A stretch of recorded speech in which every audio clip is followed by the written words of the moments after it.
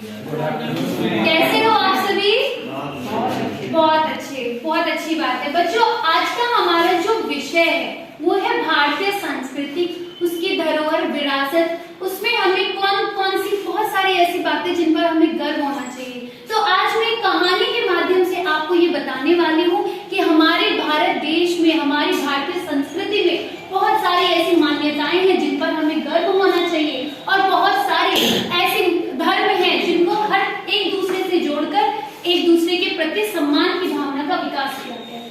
बच्चों, कहानी तो आपने बहुत सुनी होगी, अकबर और बीरबल की। तो इसीलिए आज के हमारी कहानी के लिए चलते हैं अकबर और बीरबल के दरबार में। अकबर और बीरबल दोनों बाहर घूमने के लिए निकले। अकबर ने कहा, चलो बीरबल, आज कहीं घूम के आते हैं। तो बीरबल उनके साथ चल दिए। चलते चलते रास्ते में तुलसी का एक पौधा दिखाई दिया। किसका पौधा? तुलसी का पौधा दिखाई दिया। तुलसी का पौधा देखते ही बीरबल ने तुरंत प्रणाम किया, जय तुलसी माता। इतना देखकर अकबर हैरान हो गया, अरे ये कैसा लोग, ये किसी को माता बना देता है। और ये सुनने के बाद अकबर ने उस पौधे को उखाड़ ऐसे फेंक दिया। बीरबल ये देखकर बड़ा गुस्सा हुआ, लेकिन महाराज से कह नहीं सकता था। उसने अपने मन में सोचा कि महाराज को इस बात का सटीक जवाब देना पड़ेगा।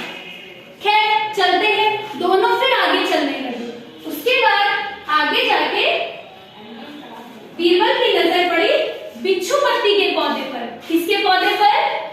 बिच्छू के पौधे पर। बिच्छू पत्ती के पौधे पर। ये एक ऐसा पौधा होता है बच्चों जिसको छूने से खुजली होने लगती है।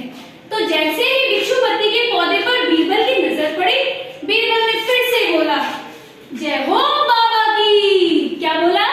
जय हो बाबा की। इतना सुनकर अकबर फिर हैरान, अरे अब ये इसका बाबा बन गया। उसके बाद उसने फिर यही सोचा, और जैसे ही उसको उखाड़ने के लिए वो आगे बढ़ा, उसको छुआ तो तुरंत उसके हाथों में खुजली शुरू हो गई। अकबर बिल्कुल परेशान, अरे बीरबल, ये मुझे क्या हो रहा है, बीरबल, मुझे इस खुजली से छुटकारा दिलाओ। बीरबल ने कहा, महाराज ये आपके साथ जानते हैं क्यों हो रहा है? अकबर ने बोला,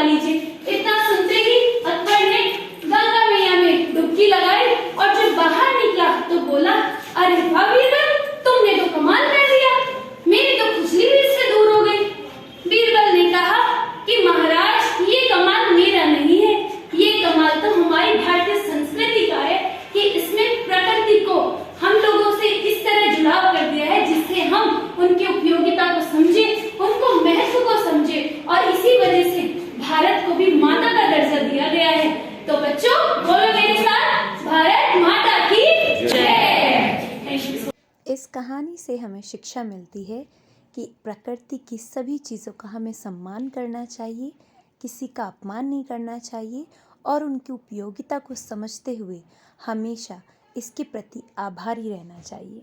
धन्यवाद।